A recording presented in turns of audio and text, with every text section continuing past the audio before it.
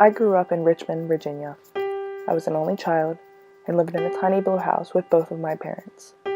My dad was a police officer, so he was not home most of the time. My mom hopped from one part-time job to the next, so I spent most of my childhood with my mother. She was my best friend. I remember when I was around the age of 5, my mom and I used to always play games where we used to pretend that we were spies. We would pretend to talk on walkie-talkies, give each other code names, and my mother would give me important top-secret missions. My mom was a very good actor. She was so engaged in our spying games that many times I thought it was a reality.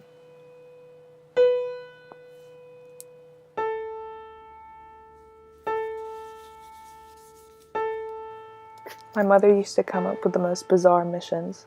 She would tell me to spy on our neighbors because they were the bad guys who were plotting to hurt us. When my dad would see this, he would get very angry with my mother and repeatedly tell me that it wasn't real and that I shouldn't do things like that. I didn't understand why he was so angry. It was only a game. My mom would always tell me that all of her friends were talking bad about her or planning on taking money from us, many things that were not actually the case. These assumptions caused her to detach herself from the outside world.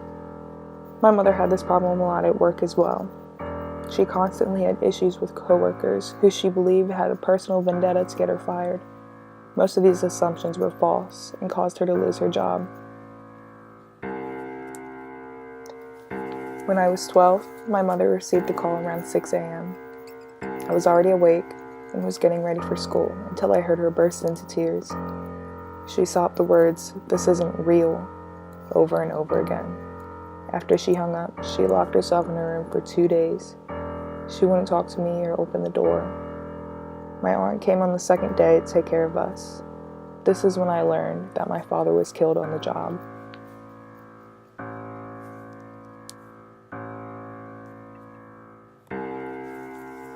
After that day, my mother changed. She rarely ever got out of bed, would refuse food, and would rarely speak to me. This lasted for several months. She lost the light in her eyes. I felt like I had lost my best friend.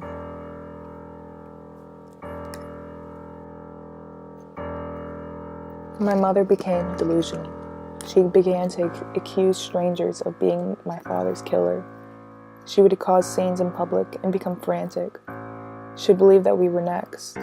Once we got home, she would immediately seclude herself by locking herself in her room. This became a normal thing that occurred with my mother.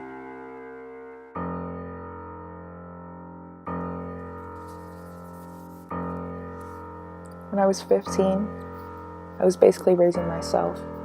My mother was in and out of mental hospitals on a regular basis. We were poor. My mother had spent every last dime of my father's will on alcohol. When she wasn't in the hospital, she was either drunk in a ditch or passed out in a bar.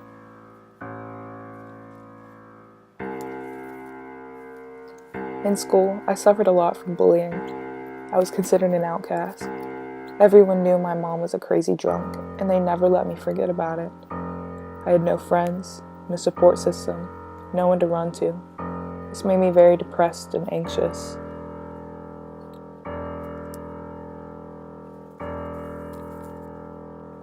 When I was 18, my mother killed herself.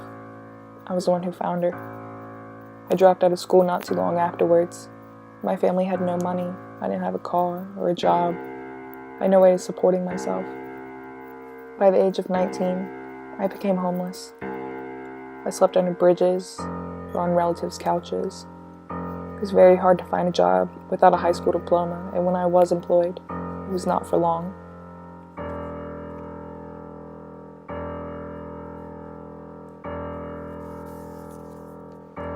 I was fired a few times for not making it to work on time due to the lack of transportation, sometimes for the lack of hygiene. I was even told once that I was too hyper or got too distracted too easily to work as a cashier at a hardware store. Sometimes I was fired because I lacked the desire to even support myself.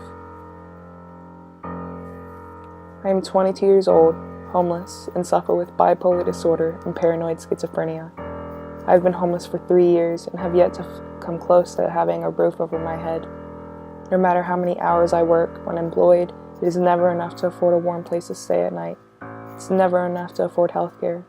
I have yet to experience having a permanent supportive person in my life who's willing to help me be a person again. I have been alone since I was 15. I have no one. I have nothing.